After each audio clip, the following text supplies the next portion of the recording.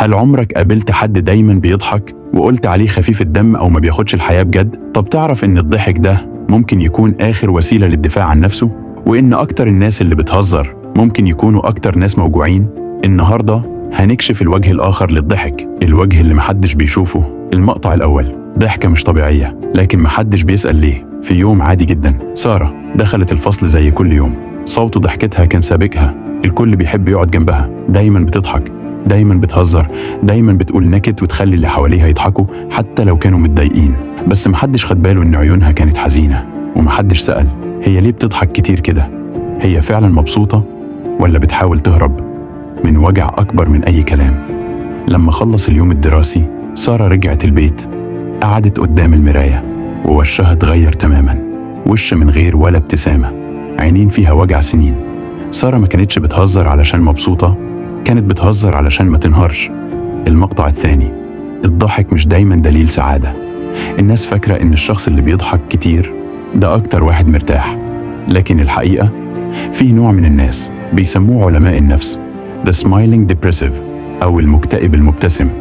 ده الشخص اللي بيخبي كل حاجة ورا ابتسامة، مش علشان كذاب لكن علشان تعلم من الحياة إن لما يشتكي محدش بيسمع. الضحك بالنسبة له مش تعبير عن الفرح، الضحك بقى وسيلة هروب. بيضحك علشان ما يبانش ضعيف، بيضحك علشان ما يخليش حد يشوف دموعه، بيضحك علشان ما يوجعش اللي حواليه بوجعه. عارف يعني إيه تبقى جواك مكسور وتضحك علشان تطمن الناس عليك؟ دي مش قوة، دي صرخة مكتومة جوه ضحكة. المقطع الثالث: العلم بيقول إيه؟ علم النفس بيقول إن الضحك المفرط أحياناً بيكون نوع من أنواع الدفاع النفسي. يعني الشخص بيستخدم الضحك علشان يغطي مشاعر تانية زي الحزن، القلق، الغضب أو حتى الصدمة. في دراسة نشرت سنة 2014 في مجلة Journal of Affective Disorders أكدت إن في نسبة كبيرة من الناس اللي بيعانوا من اكتئاب داخلي بيظهروا للناس إنهم مبسوطين، وبيستخدموا النكتة والضحك كدرع. بس الدروع دي بتتآكل مع الوقت وبيفضل الإنسان لوحده بعد ما كل الناس اقتنعت إنه تمام.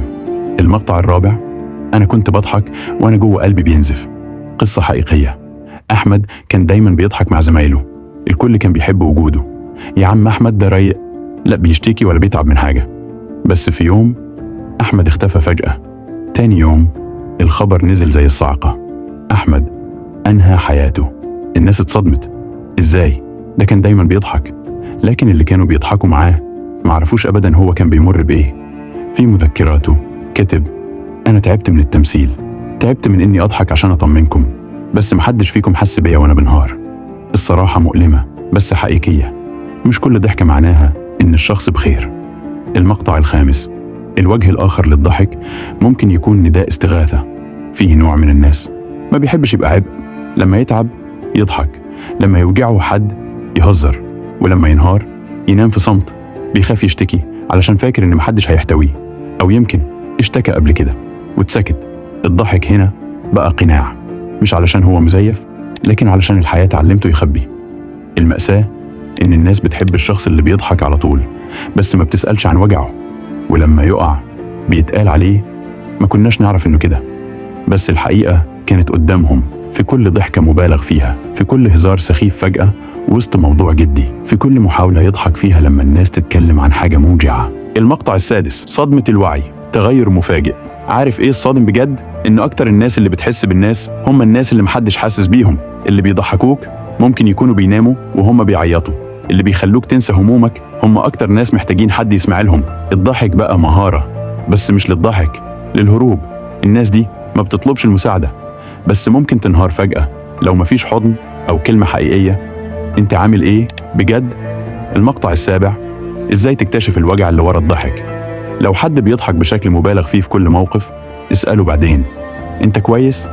لو لقيت حد بيهزر علشان يهرب من الجد، ما تضحكش بس طبطب.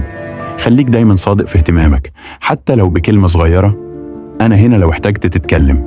كل شخص بيضحك دايما مش بالضرورة يكون موجوع، بس لو شفت ضحك مش طبيعي أو متكرر في مواقف مش مناسبة، افتح عينيك، لأنك ممكن تكون الشخص الوحيد اللي يمدله إيده قبل ما يغرق في صمته. المقطع الثامن: الضحك نعمة بس أحيانا بيغطي وجع. إحنا مش بنقول تبطل تضحك، ولا كل واحد بيضحك يعني مكتئب، لكن بنقول افتح عينيك وودانك. في ناس محتاجة حد يسمعها مش يضحك على نكتها. في ناس لو بصيت جوه عيونها هتفهم إن الضحكة دي مش حقيقية، هتفهم إنهم بيقولوا أنا كويس وهم بيصرخوا من جوه ساعدوني. المقطع 9، معلومة مهمة قبل النهاية. الدراسات بتقول إن الضحك المفرط ممكن يكون مرتبط باضطرابات نفسية زي الاكتئاب المقنع، القلق المزمن، الباي بولر ديسوردر، الاضطراب ثنائي القطب. وده بيأكد إن في ناس فعلا بتضحك مش علشان فرحانة لكن علشان بتقاوم. المقطع 10، الرسالة الأخيرة. لو أنت من النوع اللي بيضحك علشان يهرب من وجعه فاوعى تفتكر إنك لوحدك. أنت مش ضعيف، أنت قوي، بس محتاج ترتاح شوية. ولازم تعرف مش كل الناس تستحق تشوف دموعك، لكن على الأقل خلي في حياتك شخص واحد تشيل قدامه القناع وتكون نفسك من غير تمثيل. وانت اللي بتشوف حد دايما بيضحك اسأله انت بجد بخير ولا بتضحك علشان محدش يسألك السؤال ده؟ لو الفيديو ده لمسك أو فكرك بحد ابعتهوله، يمكن يكون مستني اللحظة دي. واكتب لي في التعليقات أنا شفت الضحكة اللي فيها وجع قبل كده، علشان نفتح مساحة آمنة نحكي فيها ونفهم بعض أكتر. وما تنساش اضغط لايك لو حسيت إن